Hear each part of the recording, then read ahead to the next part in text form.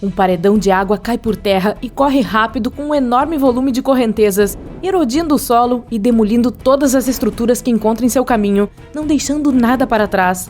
Essa poderia ter sido a representação de um tsunami, mas é um cataclismo feito pelo homem, o rompimento de uma barragem.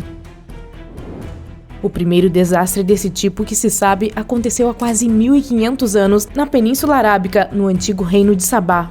Arqueólogos dizem que as primeiras tentativas de construir uma barragem e canais de irrigação foram feitas já em 2000 a.C. 1.200 anos depois, o povo de Sabá transformou essas primeiras estruturas na grande represa de Marib. Assim, eles coletavam a chuva e a água das enchentes trazidas pelas monções, e os canais que construíram levavam essa água para suas plantações. A grande barragem durou muitos séculos, mas o tempo não tem piedade. Com o passar dos anos, a imponente estrutura foi ficando cada vez mais precária e os reparos exigiam cada vez mais tempo e esforço. Ela rachou várias vezes, até que em 575 d.C., com a água da chuva, a barragem transbordou e cedeu, destruindo tudo com uma inundação devastadora. O sistema de irrigação foi destruído e as pessoas decidiram que era melhor abandonar a barragem. Quase 50 mil pessoas tiveram que mudar de suas casas para outros lugares. Hoje, uma nova barragem substitui a histórica. Ela foi construída em 1980 e segue funcionando bem. Uma barragem também pode ser natural, porém, quando uma assim se rompe, não espere nada de bom também. Na Suécia, havia uma vez um lago de água do derretimento de geleiras que era formado por detritos glaciais e bloqueava o curso de um rio.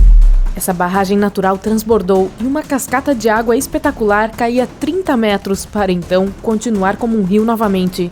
No século XVIII, porém, várias cidades foram construídas ao longo das margens do rio e graças às florestas exuberantes, a indústria madeireira se desenvolveu por lá. No entanto, havia um grande obstáculo para o transporte das toras, essa mesma cachoeira, chamada Gedungsen. Os rios eram convenientes para transportar a madeira, mas quando as corredeiras eram alcançadas, grande parte da carga se perdia. É por isso que, em 1794, os habitantes locais receberam permissão para escavar um canal para desviar o curso do rio, para assim transportar com segurança os troncos através dele. Apesar de muitos problemas, o trabalho foi concluído e a água começou a correr. Mas então, na primavera de 1796, uma forte enchente fez o lago transbordar e desaguar no canal artificial. As pessoas correram para uma área elevada para salvar suas vidas e ninguém se feriu, mas a ruptura em si foi terrível.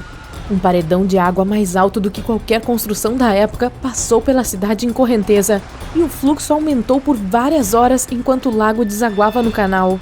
No final das contas, não restou nada do lago. Ele entrou à força em um desvio, causando muitos danos às propriedades e arredores.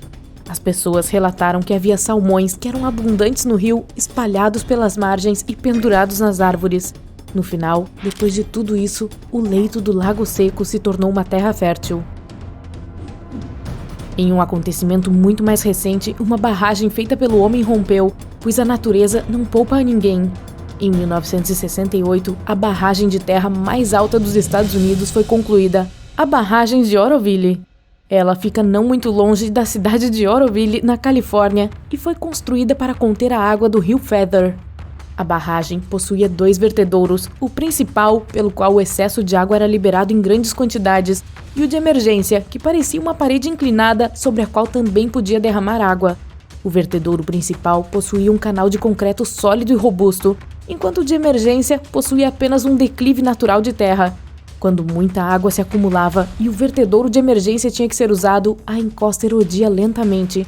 Mas como isso nunca acontecia de fato, ninguém dava muita atenção. Em 2017, porém, a situação mudou repentinamente.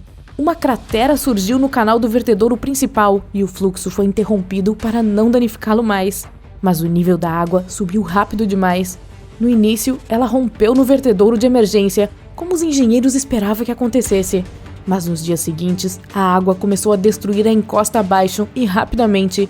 Para evitar isso, o vertedouro principal foi aberto novamente, embora não tivesse sido devidamente consertado.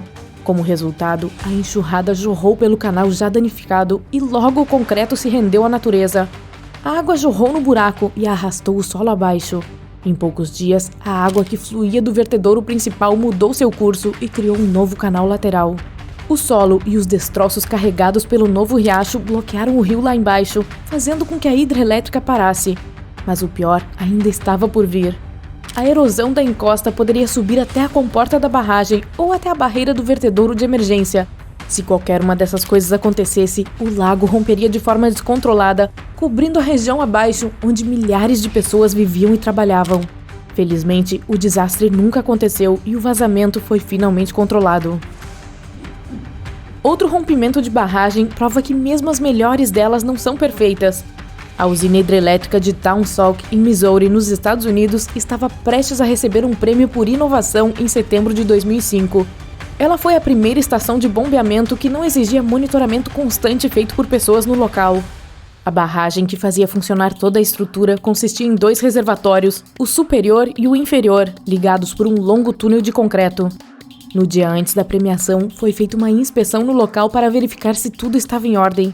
Imagine a surpresa deles quando viram água derramando do reservatório superior em uma cascata enorme. De acordo com os inspetores, parecia com as cataratas do Niágara.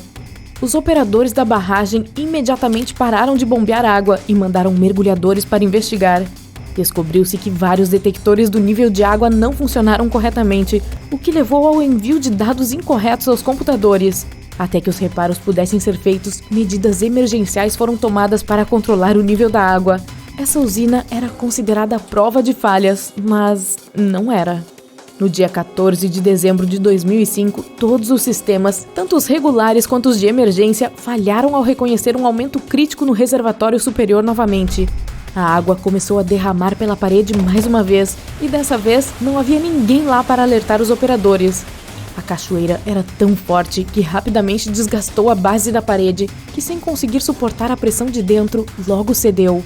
O reservatório superior esvaziou pela abertura da parede e despejou centenas de milhares de metros cúbicos de água em costa abaixo. A cascata tinha a largura de 2 campos de futebol, esmagando tudo pelo caminho, arrancando árvores com raízes e destruindo grande parte do parque na encosta da montanha. Então, o derramamento correu para o Rio Negro logo abaixo, fazendo suas margens cederem. Mas tudo terminou bem. A água que escapou jorrou para o reservatório inferior e permaneceu lá para sempre. Foi apenas por um acaso incrível que ninguém se feriu gravemente no acidente, e a estrutura foi consertada e reforçada nos 4 anos seguintes.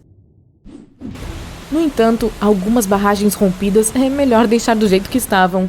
Em 1907, a população de Fergus Falls, em Minnesota, decidiu deixar suas vidas um pouco mais confortáveis e construiu uma barragem nova no rio Otter Tail. Ela deveria gerar eletricidade para a cidade e começou a fazer isso em 1908. Mas os engenheiros fizeram um erro fatal em seus cálculos.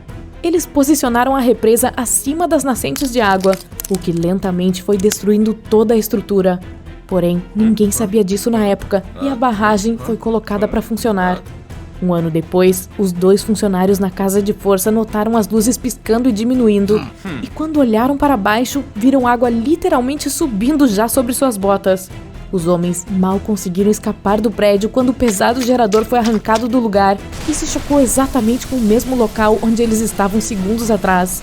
Eles não perderam tempo, subiram em seus cavalos e foram alertar os moradores de Fergus Falls. A barragem rompeu bem no meio e a enchente foi devastadora. A parede de água desabou rio abaixo e rompeu outra represa no caminho, aumentando os escombros e se tornando ainda mais aterrorizante. Então, a correnteza derrubou uma ponte na cidade e continuou causando estragos. Mais 3 barragens, incluindo a central, tiveram o mesmo destino, e a correnteza violenta fez com que o rio inundasse os arredores, destruindo dezenas de casas e propriedades rurais. A próxima barragem no caminho da correnteza maluca ficava a 8 quilômetros rio abaixo, e seu proprietário conseguiu chegar lá a tempo de abrir as comportas e deixar a água correr livremente. Isso fez com que o fluxo finalmente diminuísse e um desastre maior fosse evitado. Por milagre, apesar dos danos enormes causados à cidade, nenhuma pessoa ficou ferida. Hoje, a barragem rompida, como foi apelidada depois do acidente, ainda permanece onde estava, partida ao meio e tratada como uma espécie de atração turística.